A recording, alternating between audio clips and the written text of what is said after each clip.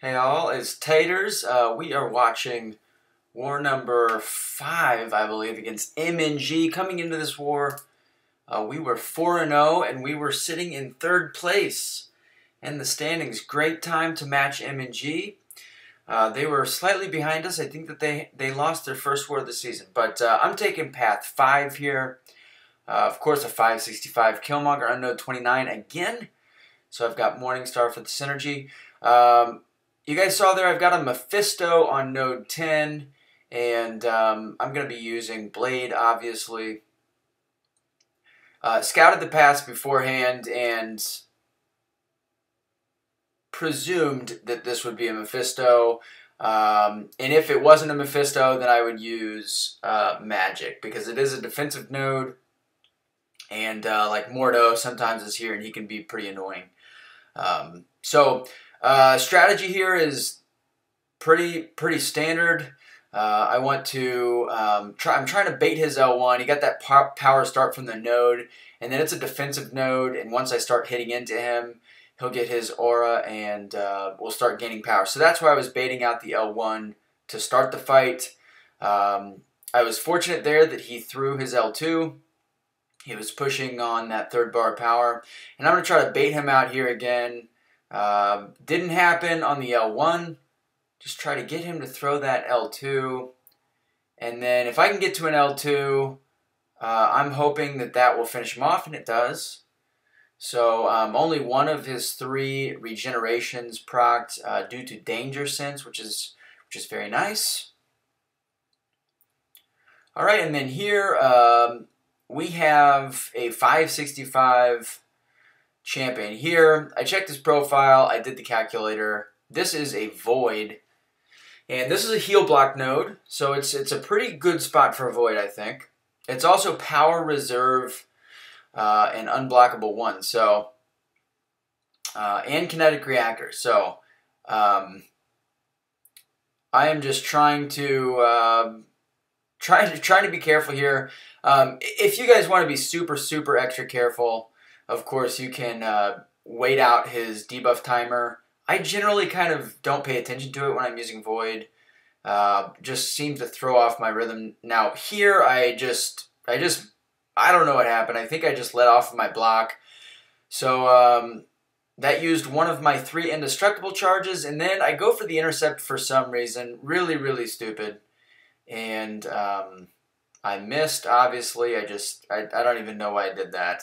Another thing with Void is really you never should try to intercept Void, because he is one of the handful of champs that you can actually do the evade intercept against. When he's charging at you, you can dash back real fast and then use a light attack, just like Killmonger, just like Korg, and just like Domino. Domino, you want to use your medium. But anyway, you saw I got in a little bit of trouble there, lost quite a bit of health. Because I just played poorly in that fight, but was able to get it done. So I am switching on to boosts now, and I don't have any more 200% Mystic boosts, so that's why you guys see me throwing on the 150% boost.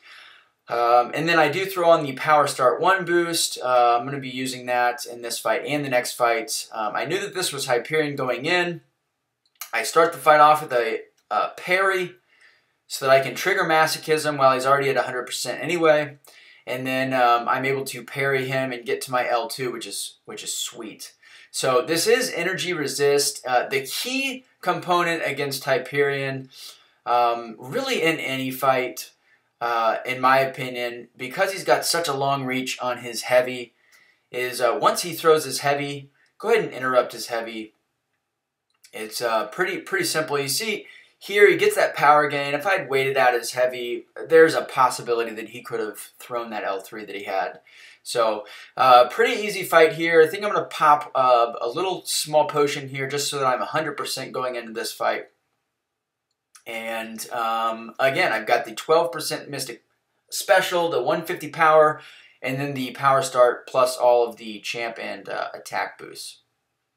Now, I do not have willpower on in this fight, and you guys are going to see that I get down all the way to 70%.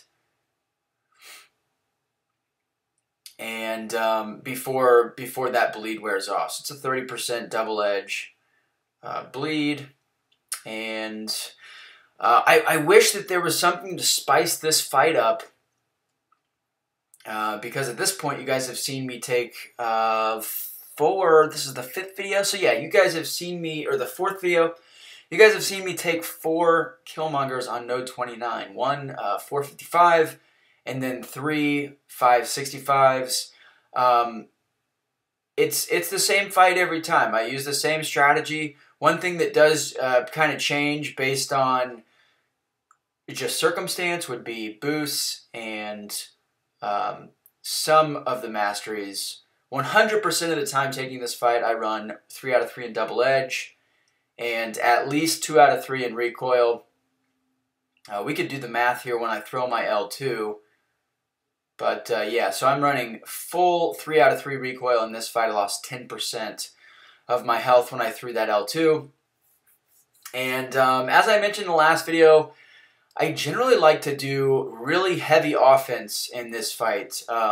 And the other strategy, which is very successful in 4 Loki and battle groups 1 and 2, would be to run Mystic's Dispersion, but I don't. So here you see I've got Limbo active. He's at 1%, of course, and then for 2 seconds, my Limbo is active, and he just sits at 1%. Obviously, you guys are familiar, Limbo does passive damage, and he just sat there at 1%. So whatever, doesn't make any sense to me, but solo regardless, and that is the war.